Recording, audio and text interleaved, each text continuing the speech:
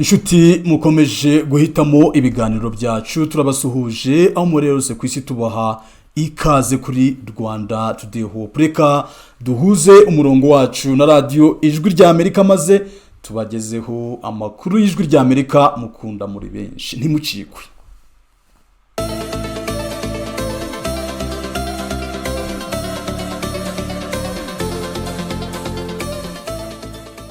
Iyi ni radio Ijwi Ry'Amerika ivugira Washington DC mu Kirundi n'Ikinyarwanda. Nongeye kubasuhuza muri kumwe na NSHIMIYIMANA dore ingingo nkuru twabateguriye. Muri leta zunze ubumwe za Amerika, Vice President Kamala Harris yemeye ko yatsinzwe mu matora kandi avuga ko yiteguye ko habaho ihererekanya ry'ubutegetsi rishesuye. Aya makuru yose aribanda ku itorwa rya President Donald Trump. Ikaze mu makuru y'iwanyu mu ntara. Perezida watorewe kuyobora leta zunze ubumwe za Amerika Donald Trump aritegura gushyiraho abayobozi bakuru bazamufasha nyuma yaho Vice President Kamala Harris yemeye ko yatsinzwe mu matora kandi akavuga ko yiteguye ko habaho ihererekanya ry'ubutegetsi risesuye. Kamala Harris yibukije abamushyigikiye ko ibyavuye mu matora atari ko yabyifuzaga ariko ko urugamba rukomeza. Geoffrey Mutagoma. Vice President wa leta zunze ubumwe za Amerika Kamala Harris wari umukandida wa Demokrate mu matora ahumuje muri Amerika yari amaze amezi 3 abwira abanyamerika imigabo n'imigambi bafitiye baramutse bamutoye kuba umukuru w'igihugu mu myaka iri imbere. Muri icyo gihe cyose yari afite icyizere ko amahame ye, ibyo yemera n'ibyo yifuza kugeza kuri Amerika aramutse atowe bihagije kumuhesha icyizere cy'abatora ngo bamuhundagazeho amajwi. Icyo gihe cyose cyashojwe n'ijoro ry'itora ryo kuwa 5 z'uku kwezi, we n'abamushyigikiye barinze bagera ku munota wa nyuma bagikomanga umuryango ku wundi bakangurira abaturage gutora. Ibyakurikiyeho si byo yarategereje kuko byarangiye Donald Trump baheganwaga amurushije amajwi. Ijambo ryo kwemera ibyavuye mu matora Kamala Harris yahisemo kurivugira kuri kaminuza ya Howard aho yasoreje amasomo ya kaminuza mwaka w'1986. hari hateraniye abiganjemo urubyiruko. My heart is full today. My heart is full today. Full of gratitude for the trust you have placed in me. Uyu munsi umutima wanjye uruzuye. Wuzuye ishimwe kubera icyizere mwangiriye, wuzuye urukundo rw'igihugu cyacu kandi wuzuye kwiyemeza. Ibyavuye muri aya matora si byo twashakaga, si byo twaharaniye, si byo twatoreye.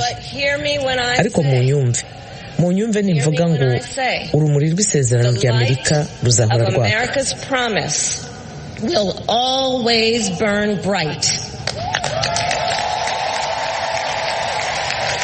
Yakomeje agira ati ruzahora rwaka igihe cyose tutazarambirwa kandi tuzakomeza kubiharanira. Tugomba kwemera ibyavuye mu matora.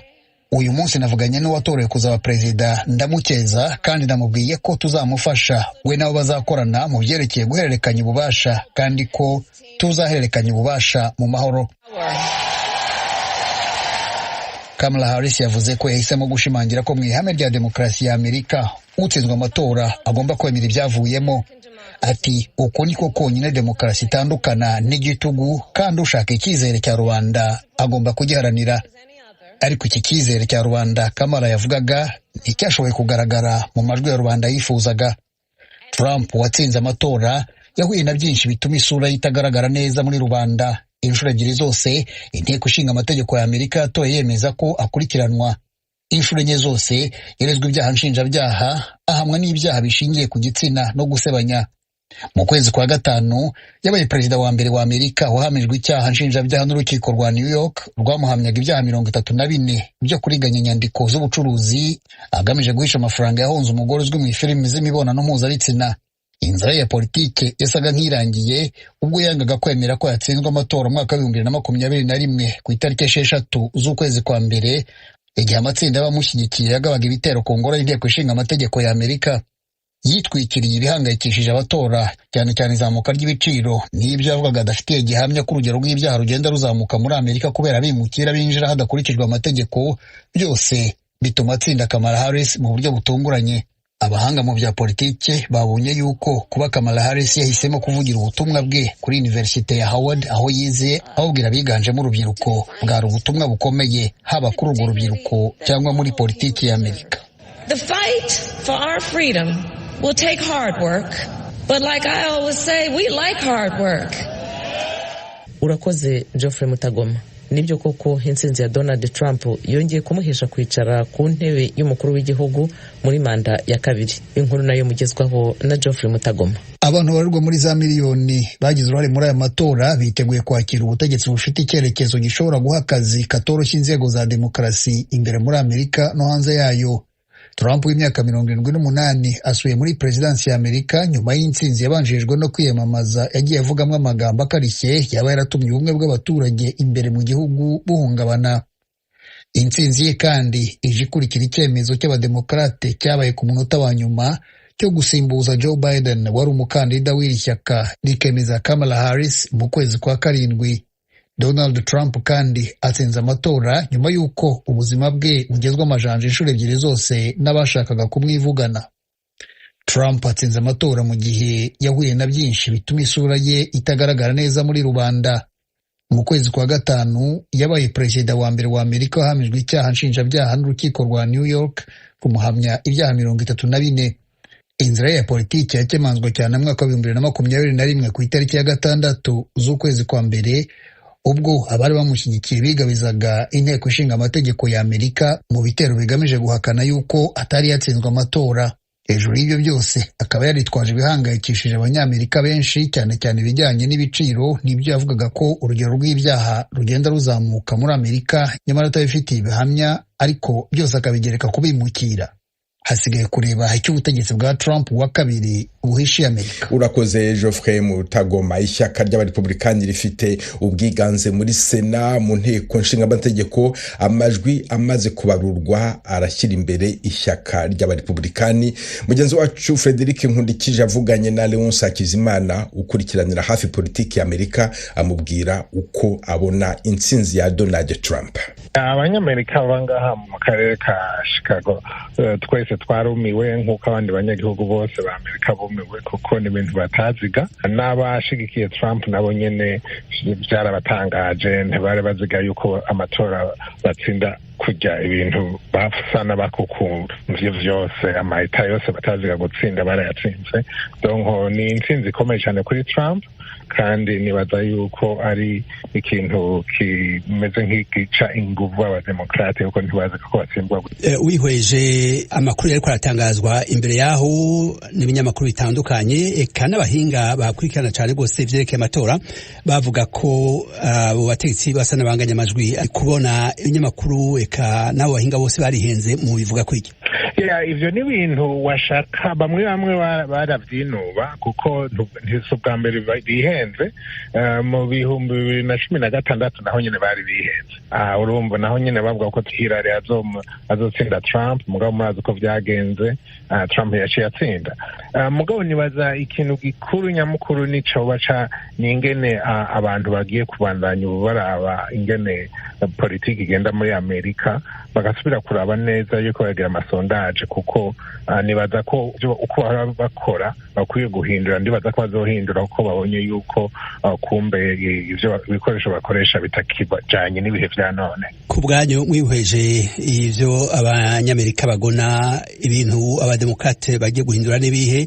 Iyo umugambi utsinzwe n'ibintu bisanzwe, kandi nibaza ko n'abademokrate bazobigira no kwicara bakiyumvira ico baba barakoze nabi, ico bagiye gukosora, bahama bakacigira. Nibaza ko ariyo kintu gikuru bokora, nuko batotacika inguvu, ahubwo kwicara akavuga ati mbega ibintu vyacu politike twashizeho niyo mbi canke nuko twabisiguye nabi. Ibyo byose ni ibintu baza kwicara bakatoza bakaraba. Ikindi gira kabiri naco nuko Amerika ni igihugu gikomeye, demokarasi irakomeye. Trump atsinze, nibaza yuko politiki ya Amerika muri rusange izoguma ibandanya ija mu nzira yategezwa kujamwo. Hari ibintu byinshi azokora birumvikana, yagiye aravuga ariko aritoza. Mugabo muri rusange amateka azojaho, ndazi ko amategeko uzosanga abandanya aja mu nzira n'ubundi igihugu ca Amerika iyo catera kija kiretse rimwe nkumvikeye imigenderanire n'ibihugu vyo hanze hari ibintu byinshi bizohinduka mugabo muri rusange nibaza yuko demokarasi izobandanya uko yategerezwa. Ariko aratangazwa yerekana ko abanyamerika bari bashavujwe n'ibintu byinshi. Abanyamerika barashaka ko ibintu bihinduka. Ku bwanyu ibintu mubona Perezida Donald Trump akwiye gushikiriza mu minsi 100 yiwe ya mbere y'ubutegetsi ni nk'ibi? Abanyagihugu nka benshi bifuza ko Trump yari kubarira abanyagihugu yuko agiye gushira hamwe agiye gutwara abanyagihugu bose bamutoye cyangwa batamutoye. Mugabo turazi ko Trump ivyo atari kwavuga. Mugabo nibaza yuko mu mezi yimirije azogerageza akaraba yuko ashiraho ibintu bituma anezereza abanyagihugu bamushigikiye bamutoye. Mukomeje kumva radio Ijwi Ry'Amerika ivugira Washington DC mu Kirundi n'Ikinyarwanda. Bamwe mu bakuru b'ibihugu bya Afrika bagaragarije Perezida Trump ko bishimiye intsinzi ye. Perezida w'u Rwanda Paul Kagame yamwandikiye amubwira ko yiteguye gukorana nawe mu nyungu z'ibihugu byombi. Perezida w'u Burundi Evariste Ndayishimiye ati ndizera ko tuzongera ubutwererane hagati ya Leta Zunze Ubumwe za Amerika n'u Burundi. Perezida Samia Suluhu Hassan wa Tanzania nawe ati tuzakorera hamwe kugira ngo ubutwererane hagati ya Tanzania na Amerika byongere. Perezida William Ruto wa Kenya yabwiye Donald Trump ko igihugu cye kiteguye gukorana na Amerika mu gushyira imbere ibifitiye inyungu. Minisitiri w'intebe wa Ethiopia Abiy Ahmed Ali nawe arifuza kuzakorana neza na Perezida Donald Trump mu myaka 4 iri imbere. Bamwe mu Banyarwanda batuye mu mujyi wa Kigali nabo baravuga ko biteze byinshi ku butegetsi bwa Donald Trump. Bavuganye na Eric Bagirubusa. Amazina yanjye nitwa Harerimana David. Amatora y'ejo y'umukuru w'igihugu cya Amerika uko nayakirengewe byaranshimishije kuba baratoye Trump nk'umu digital cyangwa se umuntu ukunda gukoresha ibintu biri digital. Impamvu nishimye ko batoye Trump arimo influencinga mu gukoresha icyo bita cryptocurrency. Nicyo kintu nari niteze ku intsinzi ye nyine nk'uko yabivuze. Yavuze ko azafasha mu kwimfasizinga mu gukoresha cryptocurrencies, kubazi Bitcoin ari amacoin nyine akoreshwa ku ma exchange. Rero nicyo cyanshimishije kuba yaratowe. Ikindi turimo turinjira mu isi y'ikoranabuhanga nk'abanyafrika, natwe tugomba kugendera muri uwo murongo nyine wo gukoresha amafaranga y'ikoranabuhanga. Muri 2026 byaremejwe ko mu Rwanda bizaba byemejwe gukoreshwa. Rero natwe tugomba kugira kuri ubwo bumenyi. Zerumvaga Kamala ariwe waba president nyine, kuko niwe usa nkaho ashyigikiye abagore, ushyigikiye immigrants ko baza muri Amerika. Nakire neza ko bwa mbere na mbere ngiye nafaraga Trump, ntabwo nashyigikiye Kamala Harris. Nabyishimiye kwa ko na manda yo hagati ya 2014 na 2021 nimba ntibeshye, ubona ko Amerika yarahindutse, ntabwo yongeye kwivanga cyane mu bibazo bya Afrika nk'abandi perezida babanje. No wamukurikiye ntabwo ubona ko Trump yivanga cyane mu politiki ya Afrika cyane ugereje n'abandi perezida bagiye bayobora Amerika. So ngiye urumva ku ruhande rwanjye nicyo cyambere nishimiye. Impungenge nagizeho gatoya ni bijya bivuga ko Trump asa nk'ukandamiza abirabura ku buryo byatuma yenda nk'abantu bari babona ama green card bajyanayo cyangwa abayirabura berekeza muri kiriya gihugu agabanya umubare wabo.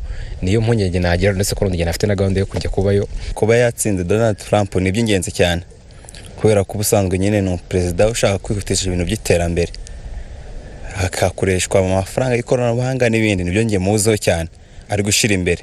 Urumva rero icyo kintu naguma kugikomeza nk'uko yabivuze, akabiteza imbere.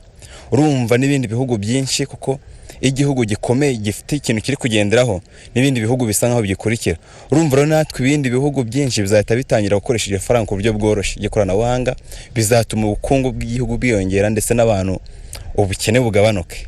Urumva rero u Rwanda rero na Amerika bisanzwe bifitana umubano, biziyongera n'ubukungu bizongera ku buryo bworoshye. Kuba Trump yatsinze akaba yabaye umukuru w'igihugu ni by'ingenzi cyane kuri njye. Nawe numvise binshimishije. Trump ni umuntu ufite ibitekerezo cyangwa se perezida ufite umutwe hagutse. Ntekereza ko urwego iterambere ryereyeho rya Amerika kiza ko rugiye kwimprovinga, kandi urumva niba Amerika ifitanye umubano n'ibindi bihugu, Amerika igatera imbere, ibyo bihugu nabyo bizagira improvement cyangwa se development yayo iziyongera cyane. Urabizi amajwi ntabwo yangana, ariko nk'uko yageze amajwi ya mbere tugomba kumujya inyuma tubakurikira n'inzira ze. Ikindi bikorwa dufitanye n'imikoranire agomba kubifokasingaho cyane natwe akadushyigikira. Uko twakira intsinzi ya Donald Trump ntabwo twari tuyiteze cyane nk'aho ariwe byanze bikunze uzatorwa. Yabanje gutorerwa manda ya mbere irarangira avaho hajyaho undi muperezida, twumvaga byanze bikunze kuko agiye kwiyamamaza arabanje kuva ku ntebe y'ubutegetsi byanze bikunze atari butsinde. Ariko wenda ku ruhande rwanjye ntabwo nabyishimiye cyane bitewe n'ukuntu n'ibigwi akenshi akunda kuvugaho n'ukuntu akunda avuga ko adakunda Afurika. Ntabwo twabyishimiye cyane ariko kuko yatowe nyine agomba kuyobora. Imikoranire ya Leta Zunze Ubumwe za Amerika na Afurika mu myaka iri imbere urayibona ute? Wenda ibintu bya politike ntabwo mbiziho cyane ariko byanze bikunze buriya nk'abantu babirimo nibo bazanegusiya hagati yabo bakamenya uko bazakorana, ariko urumva byanze bikunze kuko atabiyumvamo cyane mbabona bizagorana. Bamwe mu batuye mu burasirazuba bwa Repubulika ya Demokarasi ya Kongo barishimira intsinzi ya Donald Trump atari kuyobora Amerika. Bavuganye na Vedaste Ngabo. Turi gushimira uwo perezida musha watambutse witwa Trump, natwe turishimye cyane, ariko inoho turi ng'imbunzi muri Nyabibwe turatesetse cyane. Nyabibwe Sud Kivu turi gusaba ngo adufashe mu burasirazuba bwa Kongo turebe ko y'indambara yayirangiza tukazasubira iwacu muri Masisi amahoro, kuko hano ho turi guhamba b'inzara.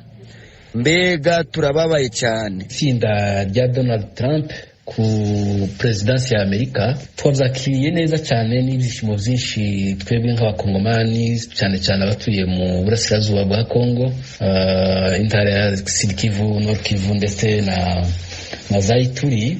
Aho hose ni ahantu hakomeje kuba indiri y'intambara, indiri y'abakomeza gutera igihugu cyacu bagisahura imitungo, bataduha amahoro n'umutekano kugira ngo twiteze imbere. Abo ari n'abaturanyi, ari ibihugu bituranye byacu byashyigikiwe cyane n'amatwara y'abademokrate muri Amerika, aribo bari aba Biden na Kamala Harris. Amatora yo muri Amerika amaze gutambuka, nibyo Trump yabonye intsinzi. Twe nk'abakongomani twizera tudashidikanya yuko wenda ubwo Trump agiyeho akaba ari umurepublike ashobora wenda gufatanya n'amahanga kugira ngo bashakishe umuti w'ibibazo by'intambara za Kongo.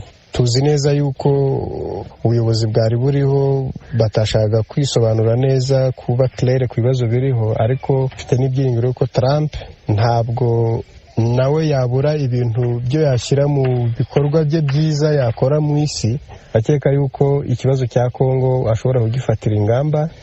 Donald Trump afite maîtrise ya politike y'isi. Ni ukuvuga ngo Amerika ni puissance ifite imbaraga ku bindi bihugu. Intambara dufite uyu munsi zimaze abantu n'ibintu, ndatekereza ko avec experience yiwe hari kinini kizahinduka.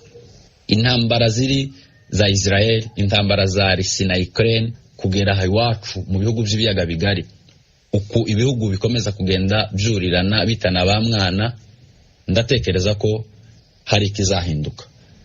Twishimiye intsinzi ya Donald Trump kuyobora Etazini ya Amerika. Mu mpamvu nkeya tumushima nuko Donald Trump ari umupatriote akunda Etazini ya Amerika kandi agashira inyungu za Amerika imbere. Ikindi tumukundira nuko arwanya ibintu z'amadroge, akarwanya n'ubutinganyi. Ikindi nuko aheza igihugu uburenganzira bwacu k'ibi bihugu byacu by'intambara, arwanya akarengane ko mu bindi bihugu. Reka dushimire intsinzi ya Trump kuko isi yose yari yiteze, abantu bavuga bati urugendo Amerika yatangiye kwiyamamaza n'indi uzatsinda. Kuba rero Trump abashe gutsinda guhabwa intsinzi, reka natwe tubashe kumushimira nk'abanyafurika, by'umwihariko twe nk'abanyekongo. Bamwe mu baturage batuye mu mujyi wa Uvira no mu nkengero zawo mu ntara Kivu y'Epfo bavuga ku ntsinzi ya Donald Trump n'icyo bamutegerejeho. Perezida Donald Trump yasezeranije abo yasabaga kumutora ko azabonera igisubizo ikibazo cy'abimukira, avuga ko bamunga ubukungu bwa Amerika, avuga ko azafunga imipaka, abinjiye bagasubizwa iwabo. Toma Kamirindi. Ubushakashatsi bwose bwakozwe by'umwihariko na kaminuza ya Harvard bwerekana ko ikibazo gihangayikishije abaturage kurusha ibindi kiri kuri nimero ya mbere muri aya matora ari icy'abimukira. Kuva agitangira kwiyamamaza, Trump nawe ntiyahwemye kukigarukaho buri gihe, kandi ashimangira ko ari icyago cy'ishyano cyugarije Leta Zunze Ubumwe za Amerika. Barimo batwohereza imfungwa, abicanyi, abacuruzi b'ibiyobyabwenge, abarwayi bo mu mutwe, abaterabwoba. Ababi cyane kurusha abandi ba buri gihugu barimo baraza mu gihugu cyacu ubu. Baraturuka muri Kongo, Yemen, Somalia, Syria, hose ku isi. Barimo baraza, barimo barahindura igihugu, barimo barakiroha mu nyanja, barimo baradusenyera igihugu cyacu. Dusubira inyuma gato, icyumweru kimwe gusa akimara gufata ubutegetsi mu 2017, Perezida Trump yaciye iteka rikumira abimukira n'impunzi bakomoka mu bihugu 7 birimo 5 by'abayisilamu abaca kwinjira muri Leta Zunze Ubumwe za Amerika mu gihe cy'amezi 3. Yavugaga ko adashaka abaterabwoba b'intagondwa kwinjira muri Leta Zunze Ubumwe za Amerika. Ibi bihugu ni Irani, Libya, Somalia, Syria na Yemen, byiganjemo abaturage b'abayisilamu, na Korea ya Ruguru na Venezuela. Chad nayo yiganjemo abaturage b'abayisilamu yari kuri uru rutonde, nyuma guverinoma ya Perezida Trump iza kuyikuraho kubera ko nk'uko yabisobanuye Chad yemeye gusangira nayo amakuru yo mu rwego rw'umutekano. Perezida Trump avuga ko igihugu cy'abaturanyi cya Mexique cyabaye umuhora n'icyambu by'inzige z'abimukira. Yiyamamaje asobanura ko azagifatira ingamba abinyujije ku mukuru wacyo mushya, umutegarugori Claudia Sheinbaum, watangiye imirimo ye mu kwa 10 gushize. I'm going to inform her on day 1 or sooner that guhera ku munsi wa mbere cyangwa se vuba kare bishoboka, nzamubwira ko nibatabihagarika ibi bitero by'abicanyi n'ibiyobyabwenge kwinjira mu gihugu cyacu, nzamubakubitaho ako kanya imisoro n'amahoro bingana na 25% ku bicuruzwa byose bohereza muri Leta Zunze Ubumwe za Amerika. Uretse ibyo, Perezida Trump avuga ko azirukana abimukira amamiliyoni n'amamiliyoni muri iyi myaka 4 agiye gutegeka. Naho umunsi wa mbere avuga ni itariki ya 20 y'ukwa mbere gutaha, ubwo azarahirira manda ya kabiri. Iya mbere yayitegetse kuva mu 2017 kugera mu 2021. Abaye perezida wa kabiri mu mateka ya Leta Zunze Ubumwe za Amerika watsinzwe amatora ari ku butegetsi nyuma ya manda imwe y'uwamusimbuye, arongera aratsinda abugarukaho. Uwa mbere byabayeho ni perezida wa 22 n'uwa 24 Grover Cleveland, kuva mu 1885 kugera mu 1889 manda ya mbere, no kuva mu 1893 kugera mu 1897. Perezida Trump abaye rero uwa 45 n'uwa 47. Urakoze Toma Kamirindi. Umunyamakuru w'umunyarwanda Martin Mateso witabye Imana ku itariki 21 z'ukwezi gushize kwa 10 arashyingurwa kuri iki gicamunsi i Paris mu Bufaransa. Yatabarutse azize indwara y'umutima ari mu Rwanda, aho yari yagiye kwizihiriza isabukuru y'imyaka 70. Jean Marie Vianney Higiro wayoboye ikigo cy'u Rwanda cy'itangazamakuru Orinfo haragaruka ku bigwi bya Martin Mateso. Mateso yari umunyamakuru w'umwuga kandi w'intangarugero.